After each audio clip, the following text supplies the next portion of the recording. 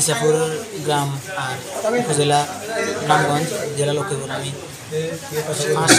5:30টার দিকে বাড়ি থেকে বের হয়েছি মাদ্রাসা যাওয়ার উদ্দেশ্যে। তখন একটা অ্যাম্বুলেন্স দেখছিলাম যে লাশ নিতেছে।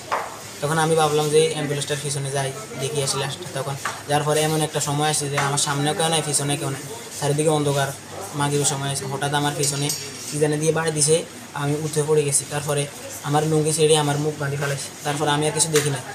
ওরা কী বলতেছে হেলমেটের ভিতর থেকে বোঝা যাচ্ছে না।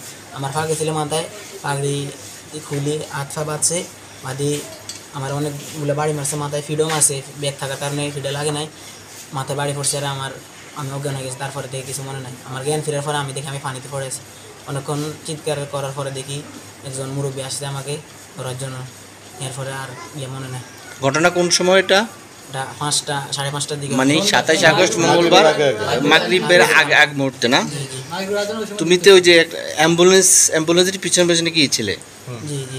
এরপরে ঘটনাটা ঘটছে। আবার আমি ভাবলাম যে অ্যাম্বুলেন্সটার পিছনে গেলে ওখান দিয়ে শর্টকাটও হবে মাদ্রাসায় যেতে, তাই জন্য ওখান দিয়ে আসলাম। ওই পথটাই হলো মাদ্রাসার পথ। দুই জায়গা দিয়ে আসতে পারতো আর কি। তুমি কোনখান থেকে বের হয়েছিলা? কি মাদ্রাসা থেকে বের হইছো না বাড়ি থেকে বের হইছো? বাড়ি থেকে মাদ্রাসা যাওয়ার সময়। ঠিক আছে। হ্যাঁ জি বলেন। হ্যাঁ, তখন আমরা আমাদের 3 বন্ধু মিলে আমাদের স্কুল সামনে থেকে এদিকে আসতেছি যে আমাদের এলাকার বড় ভাইয়ের আব্বু মারা গেছে ওই বাড়িতে যাওয়ার জন্য। হঠাৎ চিৎকার শুনতেছি, এরকম শুনতেছি। তখন অন্ধকার, ওই জায়গাটা একটু মানে কি সমস্যা, মানে জিন পরে ভূতের একটা সমস্যা হয়ে যায়। তো আমরা যাই না, তো চিল্লাচিল্লি শুনতেছি। হঠাৎ সামনের দিকে একটা অটো দাঁড়াই আছে, তোর একটা মুরব্বী ধরছে, ভাই এদিকে আসেন, কি হয়েছে ভাই?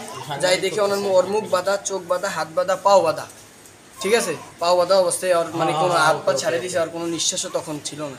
তখন পরবর্তীতে আমরা হাত পাগুলো খুলিয়ে অটোতে ডাক দিয়া নিয়ে ওটা মেডিকেলে নিয়ে আসি। ফরিদগঞ্জ হাসপাতালে নিয়ে আসছে। ফরিদগঞ্জ হাসপাতালে যখন নিয়ে আসছেন তখন কি তার জ্ঞান ছিল? না, তখন জ্ঞান ছিল না, কোনো কিছুই ছিল না। আমরা অনেকক্ষণ নাকে হাত দিয়ে দেখছি, হালকা একটু নিঃশ্বাস ছিল। তখন আমরা নিজেরাই ভয় পেয়ে গেছি আর কি। অনেকটা ডাকা হয়েছে, অনেকে আসে নাই। আপনার সাথে কে ছিল? উনি ছিল। নাম কি ভাই আপনার? আপনার নাম? আমি ছোটবেলা থেকে নানুর বাড়িতে থাকি, এই বাড়িতে ইসলামী আন্দোলন আর ওই যে আর বোনে ওই সময় কোনো কিছুই তো আমরা পাইতাছি না। আর কোনো পেজ পাই না। এমন অবস্থা জেনাটা গেল আছে, দেখো তো হেলমেট করছে। এটা আসে আমরা হচ্ছে তার জিসিএস যেটা, তার জ্ঞানের মাত্রা হচ্ছে নর্মাল পাই, এবং তার অন্যান্য পরীক্ষা নিরীক্ষা করেও আমরা সেগুলি ঠিকমতো পাই। তো যার কারণে এখানে যে প্রাইমারি চিকিৎসা সেগুলো দিয়ে আমরা অবজারভেশনের জন্য তাকে হাসপাতালে ভর্তি রাখি। এই মুহূর্তে তার অবস্থা সংকটমুক্ত, পুরোপুরি সুস্থ আছে বলা যায়। মোহাম্মদ ফরহাদ, উত্তর নারায়ণপুর, দেওয়ানবাড়ি, থানা রামগঞ্জ, জেলা লক্ষ্মীপুর। এখানে ভিকটিম যে আমার শ্যালক মোহাম্মদ ইসমাইল হোসেন, বাসা থেকে মাদ্রাসার উদ্দেশ্যে রওনা হয় আসরের আজানের পর। এরপরে পার্শ্ববর্তী এলাকার একজন মারা যান, জানাজা শরীক হয়েছে। তো এই জানাজা থেকে মাদ্রাসায় যাওয়ার পর ওখান থেকে আর ওর কোনো খোঁজখবর পাই না আমরা। এরপরে মাগরিবের পর ওর মাদ্রাসা থেকে ওর শিক্ষক ফোন দেয় যে ইসমাইল তো এখনও মাদ্রাসায় আসে নাই, অমুক জায়গা থেকে কিছু লোক আমাকে ফোন দিছে যে ইসমাইল এরকম অ্যাক্সিডেন্টের শিকার হয়েছে। এখন ওকে নিয়ে ফরিদগঞ্জ